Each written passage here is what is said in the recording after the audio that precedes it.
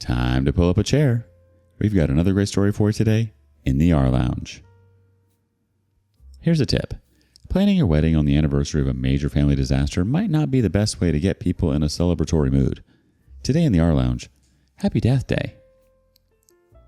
Sister planned her wedding on my husband's death anniversary and called him a jerk. I got the wedding canceled. I never thought I'd be one of those people posting on Reddit about family drama, but I guess when things get messy enough, even the most private person feels the need to share. So here I am. Maybe it'll give me some clarity, or maybe it'll just feel good to get it all out. I'm 56 female, widow dealing with the entitlement of my sister, Julia, 47 female. She's almost a decade younger than me and has always found a way to get what she needs, but this time she has gone too far. Context. So my husband passed away 3 years ago, and I still think about him every single day. We were school sweethearts, married for 30 years. He was an incredible man, kind, generous, and hardworking. He built his business from the ground up and acquired some very good properties early on. When he died, he left everything at my disposal. We didn't have children, so after his death, my world became lonely. I immersed myself in mourning for months, but then I realized I had to step up and take charge to preserve his legacy. So I took control of his business and poured my energy into transforming our lakeside summer house into a wedding venue. It's a beautiful place, surrounded by nature with serene views of the water. My late husband and I always dreamed of turning it into something special, and after he was gone, it became my project. My way of keeping his memory alive while also building something beautiful for others. The venue has become quite popular in our community, and I enjoy running it. It keeps me busy and connected to people, even though I live a pretty busy life otherwise. One tradition I've kept since he passed is spending the anniversary of his death doing social work. He was a charitable man, and I know this would bring peace to his soul. I organize a big feast for the orphanage in town, and I hold it at the lakeside house. It's a way for me to give back and honor my late husband's memory. He was a man who always believed in helping those less fortunate, so this annual event means the world to me. Now, let me introduce my sister, Julia. She and I have always had a bit of a rocky relationship. Not extremely bitter, but slightly off. In brief, we don't share a warm sisterly bond, but a civil relationship. She's been married before in her 20s, but that relationship ended badly. Since then, she's been single until a few years ago, and now she's getting remarried. When she got engaged again, I was genuinely happy for her, despite our differences. Family is family, after all. My parents are dead, my husband is dead. I have no siblings except for her, so she's the only one to call family. Same is true for her, but sadly she doesn't get it. A few months ago, Julia approached me with a request. She asked if I would fund her wedding and let her use the lakeside house as the venue. I didn't hesitate. I said yes. It's not like I'm hurting for money, but it was a massive deal for her. I thought maybe this would be a way for us to mend our strained relationship. After all, we're not getting any younger to continue the cold relationship. Sadly, only I think so. She had other plans. Since then, I've been asking her for the wedding date so that I could block the venue for them and not rent it out to others. But she has been stalling it, saying they're yet to decide. Fast forward to about a week ago, she emailed me her wedding invite. Her sheer audacity, she gave the venue address as my house without even getting the final confirmation from me. And what else? Her wedding date collided with my late husband's death anniversary. Her email was a flag bearer of her entitlement. After I've categorically told her that November 3rd is blocked for social activities, she still planned her wedding for that day. If I've to give her the benefit of the doubt, she might not have remembered the date, but she still could have run the dates with me before sending out the invite. But she didn't. I immediately called her to talk about it. I again explained that on that day, I do my annual social work and host the feast for the orphanage. She was silent, maybe fuming on the other end. I asked her, as gently as I could, if she would consider moving the date. There was still plenty of time to reschedule, and I was more than willing to help her make the arrangements. But she was adamant about the date, saying it was her fiancé who wanted to marry on that date because they have some special memories of that day and they wanted to freeze it with the wedding. I said I understood the sentiment, but that day held something important for me too. She got angry that the invitation was already out and changing the date would now call for embarrassment. I was pissed off at her attitude. I told her it's not my problem. I had informed her prior that November 3rd is blocked, so why does she still go ahead with that date? If that date really meant a lot to her, she should have discussed it with me before rolling out the invite, but she acted entitled. That's when things took an ugly turn. Julia blew up at me. She accused me of trying to make her wedding all about me and my dead husband. She said I was being selfish and that I should just move on already. The argument escalated, and in the heat of the moment, she said something about my late husband that I'll never forget.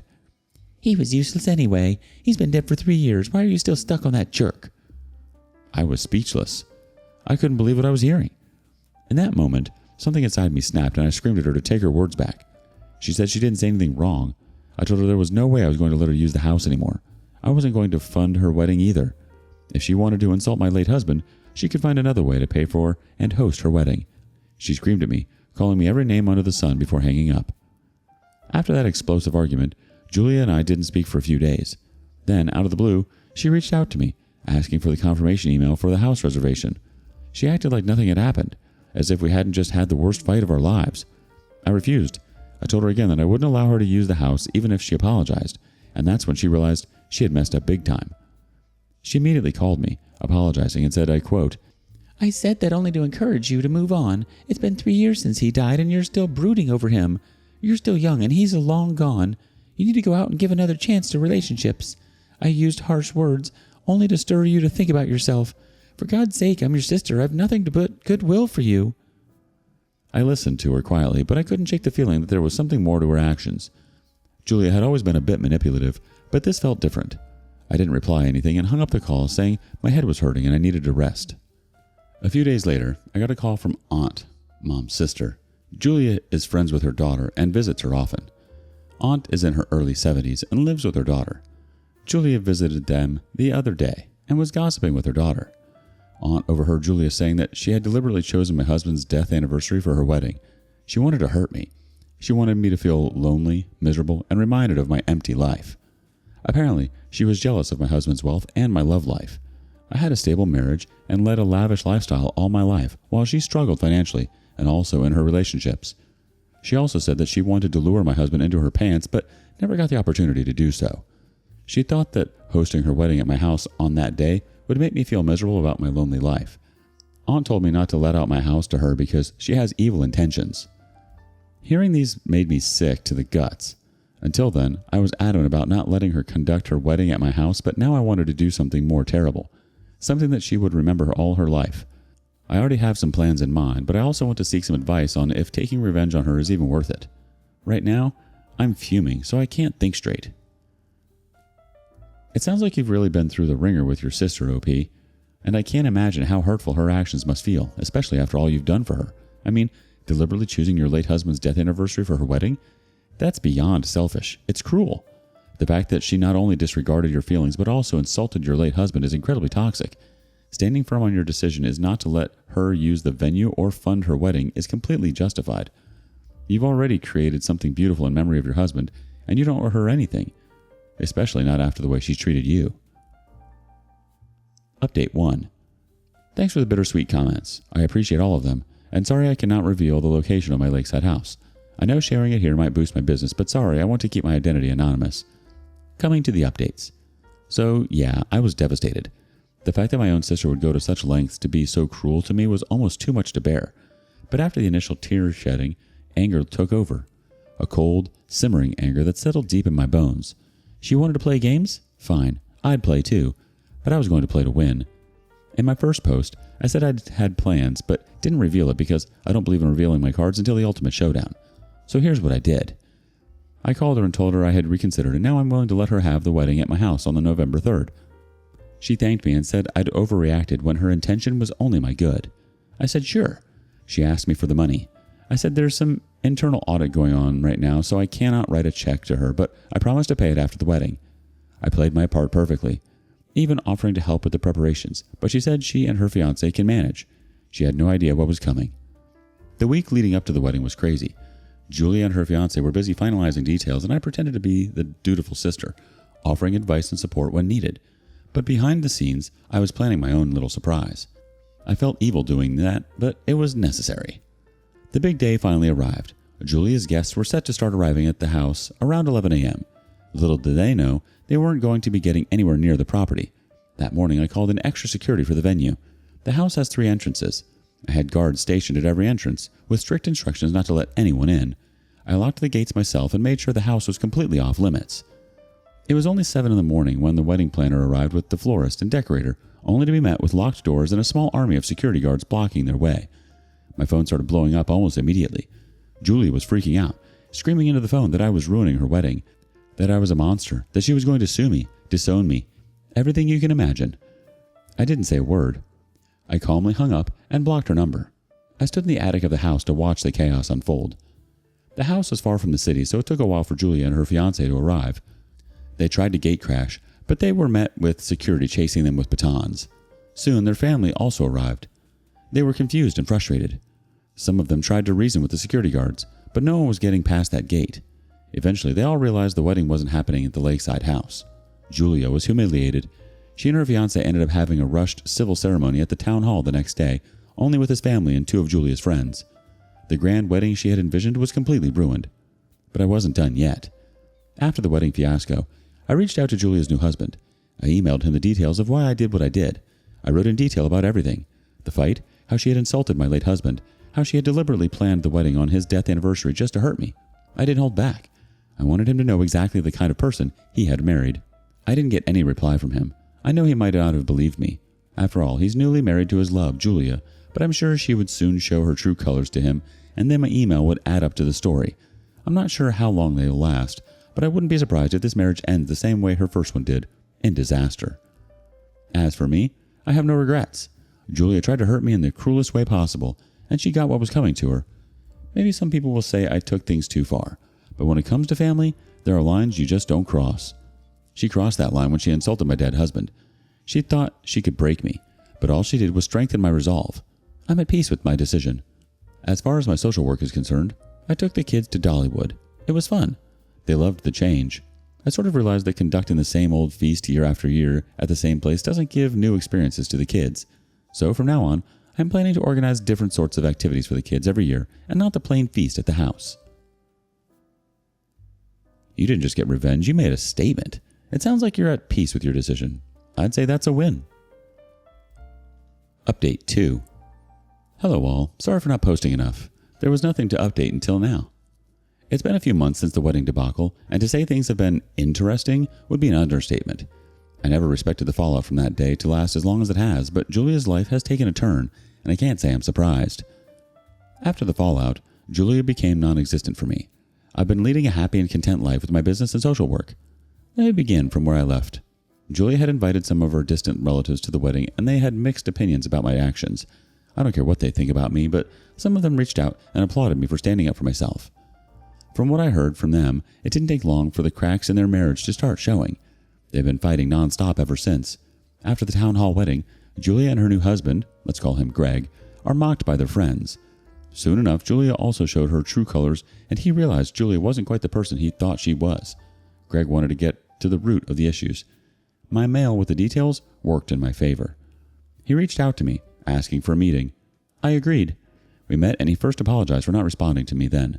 He said it was his mistake that he showed the email to Julia before even reading it thoroughly, and she deleted it immediately. From the inbox and the trash bin. He too didn't care to recover and get into the deep of the matter. Obviously, he trusted his wife more than me. Julia, of course, tried to paint me as the villain to anyone who would listen. She told her extended family that I had ruined her wedding out of spite. I was bitter, and I couldn't stand to see her happy. Julia had fed Greg all sorts of lies about me. She told him that I was egotistic because of my money and how I had always humiliated her. She was poor, which was absolutely not true. Given what I had done to their wedding, her story was believable to him, but when I narrated everything, how she insulted my dead husband, how she deliberately chose that date to hurt me, and how entitled and manipulative she had been, Greg went quiet. I could tell he was processing it all, and that maybe he was starting to see the red flags for what they were. He told me that he wanted a different date for the wedding, but Julia wanted November 3rd. She told him that she believed in numerology, and according to it, November 3rd was an auspicious day for her water sign. Now hearing my side of the story, he kind of connected the dots about her obsession for that date. It had nothing to do with numerology. She did it only to hurt me. Julia might have created thousands of fake stories to show me in a bad light, but the truth has a funny way of coming out, doesn't it? Eventually, everyone started to hear about what really happened, how Julia had intentionally chosen my husband's death anniversary to make me feel miserable, how she had insulted him, and how she had tried to manipulate me into funding a wedding that was designed to hurt me. Once the full story was out, everyone's opinions of Julia started to shift. Suddenly, she wasn't the victim anymore. The biggest blow to Julia, though, came from Greg himself. It turns out that he's been having serious second thoughts about their marriage. He didn't like the fact that she lied to him about why I canceled the wedding, and was even more disturbed when he realized how far she was willing to go just to get back at me. According to the gossip monger relatives, Greg has started spending more time away from home, and they've been fighting constantly. Julia, being Julia, is refusing to take any responsibility for what happened. She blames me for ruining her marriage, and she's still trying to spin the narrative that I'm the one who overreacted. She even visited my house to create a ruckus, but I didn't let her in. She was yelling that I had manipulated her husband against her. She called me a homewrecker who was trying to steal her husband. I recorded her and sent it to Greg. He said he confronted her with the truth, and she flipped out. She even accused him of sleeping with me. I know she's a crazy witch, and she could go to any lengths to make others miserable. I told him he needed to keep her in place, and he assured he would. Her screaming was so loud that the neighbors came out and threatened to call the cops on her if she didn't leave. After that, she tried to gate crash my office but was chased away by the security. I knew this was coming, so I'd already instructed the security to not let her in. As for Greg, I wouldn't be surprised if he files for divorce sooner rather than later. He's a decent guy, and I think he's finally starting to realize that he married someone who cares more about winning petty arguments than about having a healthy relationship. I feel bad for him in a way, but I also believe he'll be better off without Julia in the long run. I know this might sound petty to some, but when you've been through as much as I have, you'll learn that sometimes standing up for yourself means cutting toxic people out of your life, even if they're family. I'm not proud of the way things went down, but I'm also not sorry. I'm okay cutting off Julia from my life. She hasn't apologized and tried to make amends, but I'm not expecting her to after everything she had to me. I think our relationship, whatever was left of it, is beyond repair at this point, and honestly, I'm okay with that. Life's too short to surround yourself with negativity and drama, so that's where things stand. Julia's still spiraling, her marriage is on the rocks, and I'm doing just fine. I suppose it's only a matter of time before the next chapter unfolds, but whatever happens, I'm ready for it. At the end of the day, I know I did what was right for me, and that's all that matters. You handled the situation with grace, OP, even when she tried to drag you back into her drama by showing up at your house and office. Recording her and sending it to Greg was a smart move. She really can't deny the facts when she's caught in the act like that. Her reaction says it all, though. The accusations, the rants, blaming you for ruining her marriage. Julia just can't take responsibility for her own actions. And honestly, yeah, I wouldn't be surprised if Greg files for divorce soon either. It's hard to see a marriage lasting when it's built on lies and manipulation, and from the sound of it, he's finally seeing Julia for who she really is. What do you think? What would you have done differently? Thank you for joining us today in the rLounge. Be sure to like and subscribe and hit that notification bell so you don't miss out on our next video. See you soon! And don't forget to put your chair back where you found it.